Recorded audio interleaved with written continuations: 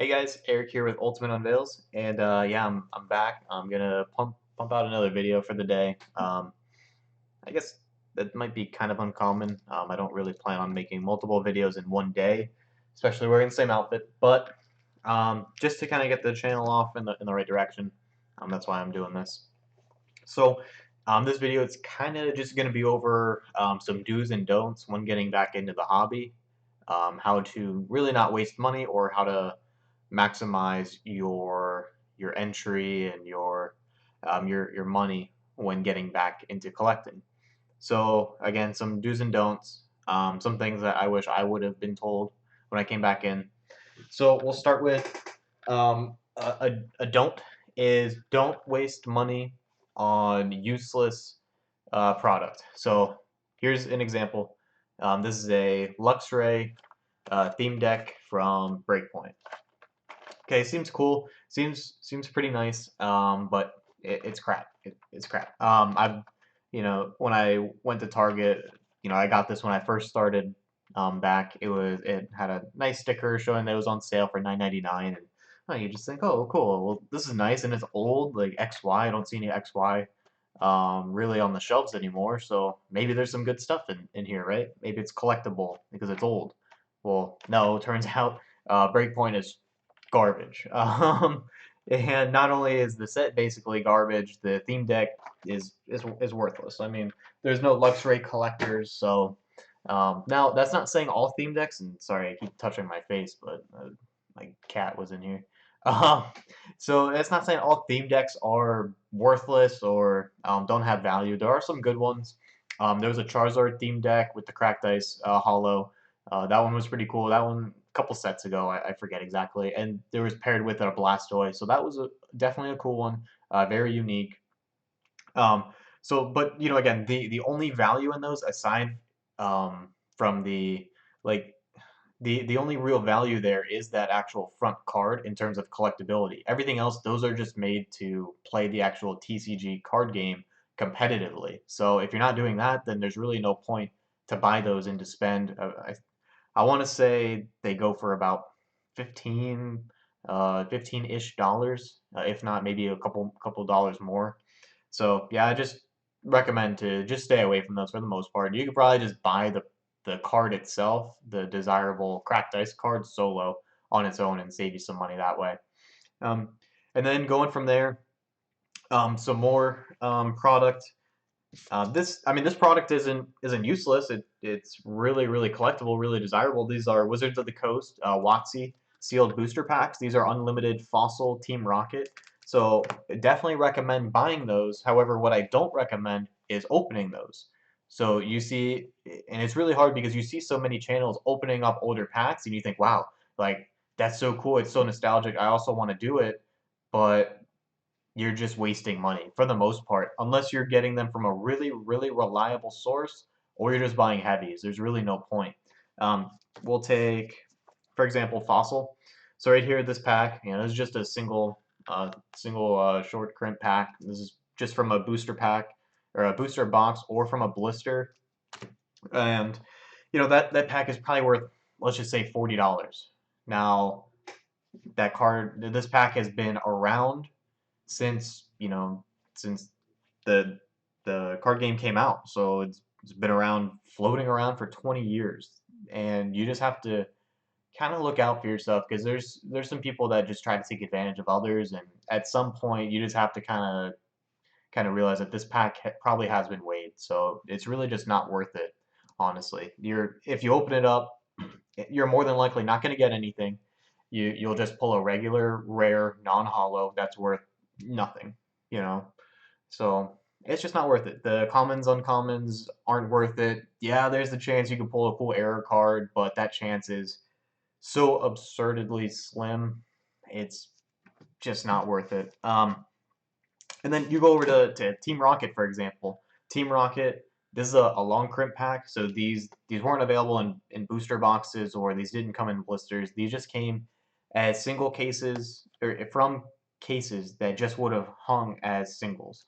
So there's a punch hole that would come out of this, and it could then go on a little rack and hang. But again, that one does have a desirable error card that is not weighable. It's the non-hollow Dragonite #5. However, again, pulling that, I mean, you're better off just buying the card than opening up packs. You could check out Lootbox TV. They've been trying to open up one and pull the error. They still haven't. They've opened countless packs. It would have been way cheaper for them to just buy the actual card. Same with TCA, same thing. Even though those guys, they have the money, so it's really no big deal. So this is mainly just for you all. This way you guys don't fall into the same trap. Honestly, you're just better off keeping them and keeping them sealed. They're great to look at. They display super well. Or, um, just if you do want to open, just buy a heavy pack from a reliable source. Just go to TCA, buy a heavy pack. It's probably going to cost more, but at least you'll get that nostalgic feeling. So that's my advice. I've opened up countless packs, wasted hundreds of dollars on getting nothing in return. So just getting bulk. From there, going over some more useless sealed product from Modern, we'll go over tins. So here we have some cool looking tins. Here we have Charizard EX. This says 2014, and you think, wow, that's old. That's 6 years. And then this Rayquaza tin is from 2015. So you think, Eric, those are really old. Like I'm sure there's really cool stuff in here, right? Wrong. There's nothing. There's absolutely nothing of value in here.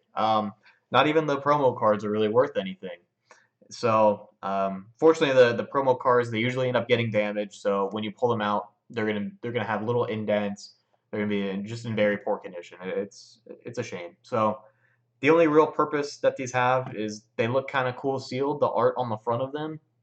But one thing the Pokemon Company does that's kind of dubious, I guess. It's not really dubious. I mean, they have to do it. They have to move product. They have to move old product. Is they'll repackage tins. So what that means is they'll have multiple waves come out, multiple prints. So the original print of this Charizard tin, for example, you would have seen being opened up with Flash Fire packs, Plasma Blast, and I think Furious Fist were in them. And if that's what you're opening up, then that's a really, that's a great value. Flash Fire right now is at least $10 a pack. Plasma Blast is at least 7, and Furious Fist, I don't know, what, $5 a pack at least, just because it's older. So you get a really great value there. The tin itself would cost, they're being clearanced. You could go into any Walmart and find them for $15. They're probably still there, but again, what the Pokemon Company does is they repackage. So unfortunately, they say, "Hey, we still have these tins and these promos. Let's just put in some other product in there." Now that we don't have Flashfire laying around, so they put in XY stuff, XY crapola. They put in Breakpoint, Breakthrough, whatever, Roaring Skies in the Rayquaza one. Just stuff that isn't worth much. When the main chase card is only worth a couple dollars, you're just wasting money unless you just want to open something. It's just not worth it. I have these again. I don't know what I'm gonna do with them. They're just taking up unnecessary space, taking away from other cool things that I have. So I don't really know. I don't really seeing those going up in value. I think that's the other thing is when you see things go up in value, it's because they have desirable product inside. Um, if you take any of the older tins, we'll just use, here's my Instagram, for example. These tins, they all have desirable packs in them. They have, now again, these are from a completely different era, but these are 2010 spring tins. They have Heart Gold, Soul Silver base, a random Diamond and Pearl pack, and a Platinum base. So right there, I mean, people love those sets. Those packs are worth a decent amount of money. The packs that you get in those tins that I showed you, the Charizard and Rayquaza, I mean, you could buy them all day for $3 a pack, and you're just not going to have any return on your money. Okay, and then going from there, some dues, some things that I definitely recommend is we'll go back to these tins here. This Feraligatr tin. So, and these tins in general, I bought these two a year and a half ago. If you scroll down further on my page, you'll see them. But I got them each for $50 from eBay, and that's a great price. And I always just said, well, one day Feraligatr will come around and I'll buy it, and it'll be about the same price. Well, unfortunately, the Feraligatr tins they do come around, but they're not $50 anymore, and you just have to get with it. I was very not I was very kind of reluctant to pull the trigger because I was thinking, well, I only spent $50 per tin. Maybe I could get a Feraligatr tin for around the same. Well, here's what ends up happening. Now you look and you go to buy, and now the cheapest is 130, 140 with shipping $12. Here's one from the UK, 115. I mean, the prices just go crazy. So just it's best when you see something to just and especially you want it and it has desirable items inside for sealed, you're better off just going ahead and buying it. This tin in particular, this was available on Troll and Toad maybe a month ago. It was on there for $90, and it was on there for the longest time. I kept just saying that I'm gonna buy it. I'm gonna buy it next week. I'll buy it next week, and I just kept putting it off. And eventually, someone bought it, and then that was it. My cheapest option now was eBay for $130. Luckily, I ended up getting one from a friend who really helped me out. Shout out Nathan. Otherwise, I would have ended up paying $130 or $115 just to get one. So, moral of the story there is just when you see an item and it has, especially sealed, and it has great packs inside of it, and the item's just gonna keep getting more and more rare. Just go ahead and buy it. Just freaking buy it. And that brings me to the next item here, Dark Charizard. First edition PSA 9. So this isn't saying go out and buy this particular card. Here it is on my Instagram. This is one that I bought. You can see here it's a 9. It's a new 4 cert, so it was freshly graded. You can see there's the slight defect, has a little hollow scratch, but otherwise really clean card. Now, at the time, I overpaid for the card. Okay, just being honest with you, I overpaid. I paid a price that I don't really think was seen on eBay, but I saw the trend that was happening. I was missing the rise in the price gain of this card. So here's what ended up happening. I'm a member of eForum, a forum for Pokemon collectors. I put out a buy order for this card, $270, and at the time, that was a good solid offer. We scroll back here, so you got to go kind of decent, not too far back, but so today's March 20th. Here we are back to February 5th. The card was $250, best offer, who knows, and then sold for $280. So I put out an offer for $270. That avoids eBay fees and everything. So that seemed like at the time a really good offer, solid offer, right? And my offer was out for about a week, and then prices, it seemed like they were stable, and then all of a sudden the supply just dried out. So there was no first ed hollow 9s available. And so what ended up happening, demand was there for the card, but supply wasn't, so naturally price went up. You started seeing here's, again, we're going from February 8th and then right to February 17th, less than a week, the card goes up 365, 350. These are all best offers, but still, you can kind of see the trend here. And then it'll get established here February 27th. So the month, the card goes up quite a bit. It goes from 270 to 350.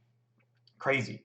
I ended up, again, I bought mine in between there. So I didn't pay, I still paid a lot. I paid $330, but it's something that I really wanted. It's a card that is desirable. It is an iconic card. And see, you can keep seeing there's more and more 350, auction 310, another auction 340 basically, 330, 335. Just keeps going. The card now looks like it's kind of settling in at 330, but it's a desirable card. It's something that I really wanted and that I kicked myself because I could have bought it, or I should have bought it when I saw it for 250, 270. But again, I'll just drag my toes. So I ended up having to pay more just because I was being reluctant and thought I could catch it on the low, and it ended up not happening. So kind of unfortunate, but I ended up getting the card and still feel like I paid a fair price. I feel like I paid market, maybe slightly above, but that was all that I really wanted to talk about. Mostly just, make sure that you're not buying useless product, worthless product for the most part. Make sure you're not wasting your money. Opening packs is uh, just don't do it. You're gonna have a bad time. And when there's product that you really want, just buy it. Just freaking buy it. Especially sealed product.